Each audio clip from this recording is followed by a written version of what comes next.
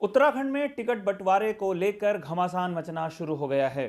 कांग्रेस की लिस्ट अभी जारी नहीं हुई है, लेकिन सिर फुटव्वल शुरू हो गई है।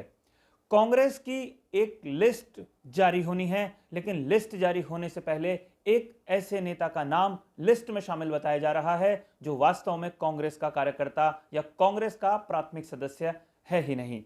नेता ऐसा जो भारतीय जनता पार्टी के टिकट से जीतकर 2 बार विधानसभा में पहुंच चुका है। सबसे महत्वपूर्ण बात यह है कि 4 सीटों पर घमासान ज्यादा मचा हुआ है और 4 में से 3 सीटें ऐसी हैं जो प्रीतम सिंह के क्षेत्र की हैं। प्रीतम सिंह का क्षेत्र यानी कि टिहरी संसदीय क्षेत्र, जहां प्रीतम सिंह बड़ा दावा पेश करते आ रहे हैं।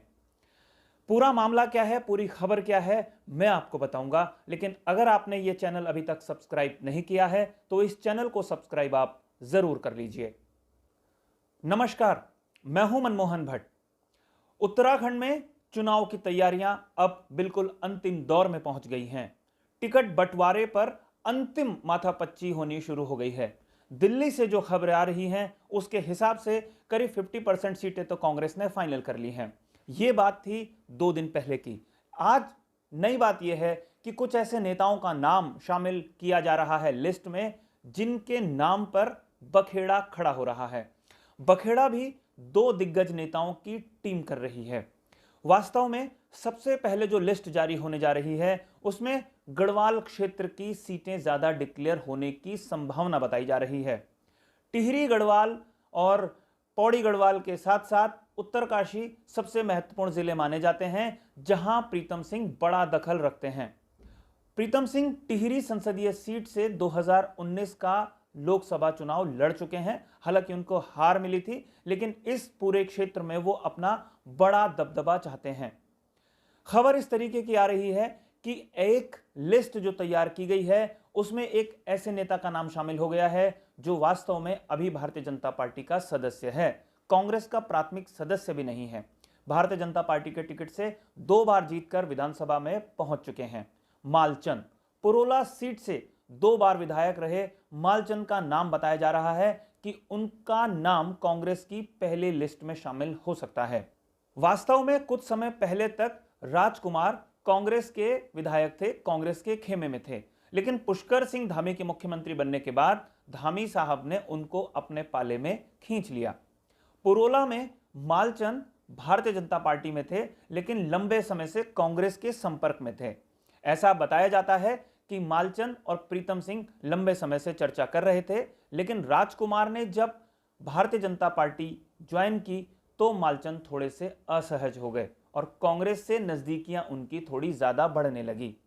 हालांकि राजकुमार पुरोला से ही चुनाव लड़ेंगे, इस पर कोई अभी अंतिम सहमति बीजेपी की तरफ से नहीं आई है, लेकिन मालचंद कांग्रेस में जा सकते हैं इसकी बात लंबे समय से हो रही थी।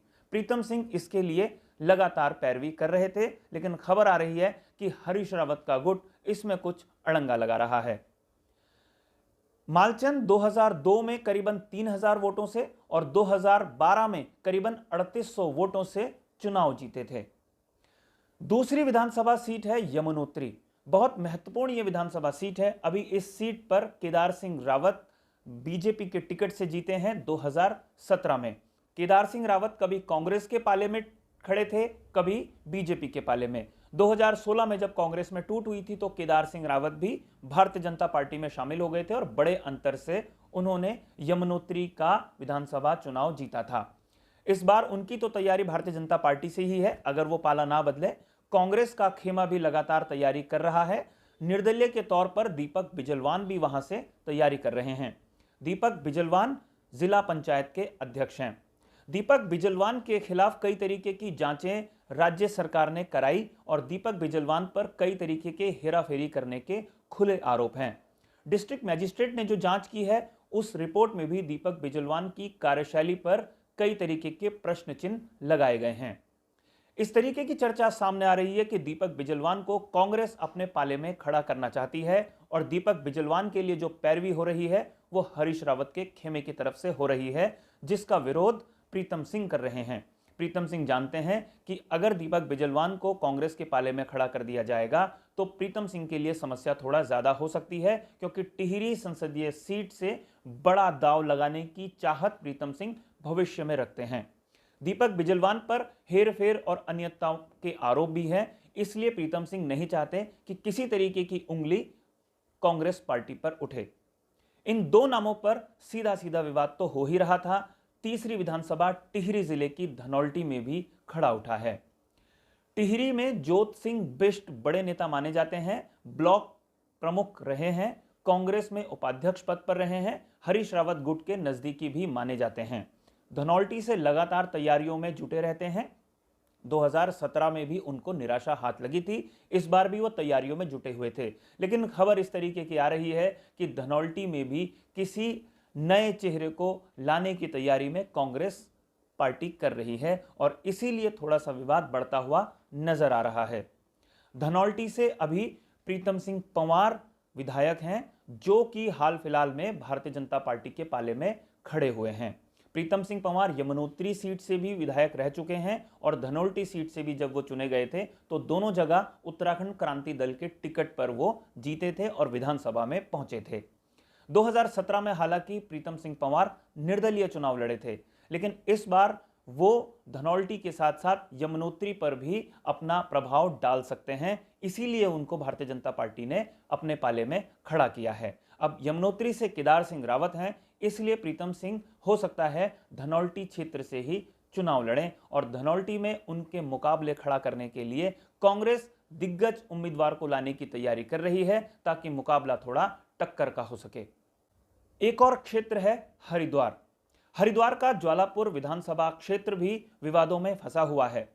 ऐसी बात बताई जा रही है कि वहां से बृजरानी के नाम की चर्चा जोरों से चल रही है और जो लिस्ट बनाई जा रही है उसमें बृजरानी के नाम पर आपत्ति दर्ज की गई है। बृजरानी 2017 में कांग्रेस की बागी उम्मीदवार थी और बड़े अंतर से वो चुनाव हार गई थी भारतीय जनता पार्टी के नेता से, लेकिन 2012 में वो बहुत कम वोटों से चुनाव हारी थी। 2012 में वो तीसरे नंबर पर तो रही थी, लेकिन दूसरे और तीसरे नंबर के कैंडिडेट के बीच में बहुत कम अंतर था। कई लोग ये बात कहते हैं कि कांग्रेस ने एक फॉर्मूला तैयार किया है कि जो लोग पिछले विधानसभा चुनाव को बहुत कम अंतर से हारे थे, उनको टिकट दिलाने के लिए कांग्रेस में अच्छी खासी वकालत जो स्क्रीनिंग कमेटी के सदस्य हैं उन्होंने की है और कांग्रेस आलाकमान ने उस पर अपनी हरी झंडी भी दी है। बृजरानी उसी फॉर्मूले के तहत अपना दावा पेश कर रही हैं और उनके नाम की चर्चा बहुत जोर से अंदर तक हो रही है। अब देखना यह होगा कि उनके नाम पर भी क्या सहमति बन पाती है या नहीं बन पाती। यह देखने वाली बात होगी कि पार्टी ऐसे किन नेताओं को टिकट देती है जो पिछले विधानसभा चुनाव कम वोटों के अंतर से हारे थे और इस बार अपना मजबूत दावा पेश कर रहे हैं। यह भी देखना दिलचस्प होगा कि पिछले 5 या 10 वर्षों में जिन नेताओं ने अपनी तैयारी अपने अपने विधानसभा क्षेत्रों में की हैं, उनमें से कौन कौन टिकट पाने में कामयाब हो पाता है। और यह देखना बहुत दिलचस्प होगा कि कौन से नेता वो हैं जो अभी बीजेपी के पाले में खड़े हुए हैं और आने वाले दिनों में टिकट कांग्रेस से लेने में कामयाब हो पाते हैं।